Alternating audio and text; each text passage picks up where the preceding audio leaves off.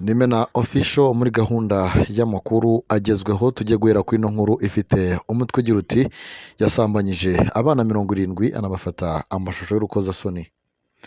Ni Ashley Paul Griffiths wahoze ari umukozi wo kwita ku bana ni mu gihugu cya Australia yakatiwe gufungwa burundu nyuma yo kwemera ibyaha byo gufata ku ngufu no guhohotera abana bagera kuri 70 bari hagati y'umwaka umwe n'imyaka 7. Byatangajwe ko ibi byaha byakorewe mu bigo byita ku bana muri leta ya Queensland ndetse no mu mahanga harimo no mu gihugu cy'Ubutaliyani hagati ya 2003 na 2023. Griffiths yemeye ibyaha 307 birimo gusambanya abana mu gahato inshuro 28 no gukora amashusho y'urukozasoni ashingiye ku bana. Ubushinjacyaha bwerekanye ko amashusho n'amafoto yafataga yasagaga ku mbuga z'umwijima zizwi nka dark web. Abashinzwe iperereza babashije kumenya aho yakoreraga babikesha ibiryamirwa byagaragaraga muri ayo mashusho byari byaragurishijwe mu bigo bimwe byita ku bana muri Queensland. Abana 4 bagaragaye mu mashusho ye baturukaga mu kigo cyo mu Butaliyani, abandi 45 bakaba baraturukaga mu bice 11 bitandukanye bya Brisbane. Mu rubanza imiryango y'abana yahohotewe yasangije n'urukiko ububabare bwinshi butewe n'ibikorwa bya Griffiths. Umwana umwe wahohotewe yavuze ati ntabwo ndimo kumva neza ukuri ku byabaye kuko Griffiths yari mwarimu nkunda cyane. Umubyeyi umwe yavuze uburyo ashaka kurinda umwana we ingaruka mbi zo kumenya ukuri, avuga ati ntabwo nashobora gukuraho ibyo yamukoreye mu mubiri ariko nzaharanira ko batamwangiriza ibitekerezo.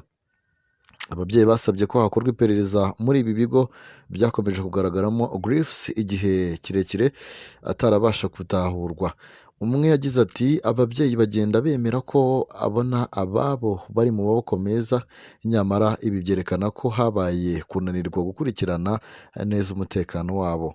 Uyu mwanzuro w'urukiko wo gufunga burundu ni isomo rikomeye ku bufatanye hagati y'inzego z'umutekano n'ibigo byita ku bana ngo hirindwe ibikorwa nk'ibi by'ubugizi bwa nabi no kwita ku butabera bw'abana byagizeho ingaruka. Ngayo rero ni inkuru itangaje kabisa. Reka tujye tunyarukira kuri ino nkuru igira iti isomwa ry'urubanza rwa Mugimba ukurikiranyweho ibyaha bya jenoside rwasubitswe. Urukiko rw'ubujurire rwasubitse isomwa ry'urubanza ruregwamo Mugimba Jean Baptiste wahoze ari umunyamabanga mukuru w'ishyaka rya CDR wahamijwe ibyaha bya jenoside yakorewe abatutsi. Mugimba Jean Baptiste yahamijwe n'urukiko rukuru urugereko ruburanisha ibyaha mpuzamahanga n'ibyambukiranya imipaka, gucura umugambi wo gukora jenoside no kuba icyitso mu cyaha cya jenoside yakorewe abatutsi. Yahise ajuririra icyo gihano asaba ko yagirwa umwere biturutse ku kuba ngo urukiko rwarashingiye ku buhamya avuga ko ari ibinyoma. Ubushinjacyaha nabwo bwahise bujurira bugaragaza ko bwari bwamusabiye igihano cy'igifungo cya burundu ariko ahanishwa imyaka 25 kandi nta mpamvu rwagaragaje yashingiweho. Bwagaragaje ko bwajuririye kubera umwe uri mu batangabuhamya wari watanze amakuru ku nama yabereye mu rugo rwa Mugimba ku itariki ya 8 Mata 1994, akavuga ko abari bayirimo ibyabivugiwemo n'imyanzuro yafashwe nyamara yagera mu rukiko akivuguruza. Bwavuze ko nubwo mu rukiko yavuze ko ubwo yabazwaga mu bugenzacyaha no mu bushinjacyaha yashyizweho iterabwoba byatumye atanga amwe mu makuru atari ukuri nyamara nta bimenyetso abitangira. Ubushinjacyaha bwasabiye Mugimba guhanishwa igihano cy'igifungo cya burundu kubera uburemere bw'icyaha no kuba yari umunyamabanga mukuru wa CDR ahamagaza inama igafatirwamo ibyemezo bituma abantu bicwa akanatangirwamo imbunda ari ibintu biremeye mu gihe we yasabye kugirwa umwere.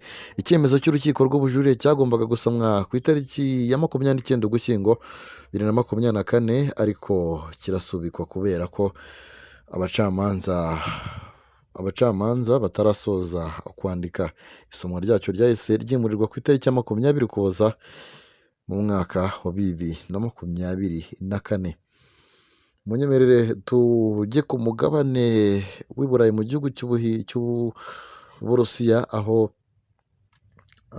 Putin yategetse ko za satani ebyiri zitegurwa. Ni inkuru igira iti Perezida Vladimir Putin w'Uburusiya yategetse ko ibisasu karahabutaka bya misile zizwi nka Satan D bitegurwa kugira ngo bibe byakoreshwa mu ntambara igihugu cye gihanganyemo na Ukraine. Ibi bisasu bifite imbaraga mu buryo butigeze bubaho kandi nta koranabuhanga ririho rishobora kubihagarika. Izina ryabyo ry'ukuri ni RS-28 Sarmat kandi bifite ikoranabuhanga rifite ubushobozi bwo kujijisha radari z'abanzi ba nyiracyo. Satani ebyiri zifite ubushobozi bwo kurasa muri kilometero ibihumbi 10 uvuye aho kirasiwe, zikagira imitwe 12 y'ibiturika ndetse zikaba zishobora gushwanyaguza ahantu hangana na leta ya Texas cyangwa se Ubufaransa. Ni ukuvuga ahantu hafite ubuso bungana na kilometero kare 675 mu masegonda make cyane. Kuri ubu Uburusiya buri gutekereza ko bwagerageza ibi bisasu kuri Ukraine, ndetse kuva ku wa kabiri w'iki cyumweru byatanze uburyo bw'uko buri gutegura ibitero bwo gusubiza Ukraine iheruka kubarasaho ikoresheje ibisasu byo mu bwoko bwa attack missile wahawe na Leta Zunze Ubumwe za Amerika. Uburusiya kandi bushinja Ukraine kuba inaheruka kuburasaho inakoresheje ibisasu byo mu bwoko bwa Storm Shadow yahawe n'igihugu cy'Ubwongereza. Hejuru ya biriya bisasu, ikinyamakuru New York Times giheruka kwandika ko Perezida Joe Biden ateganya guha Ukraine ibisasu kirimbuzi mbere yo kuva ku butegetsi.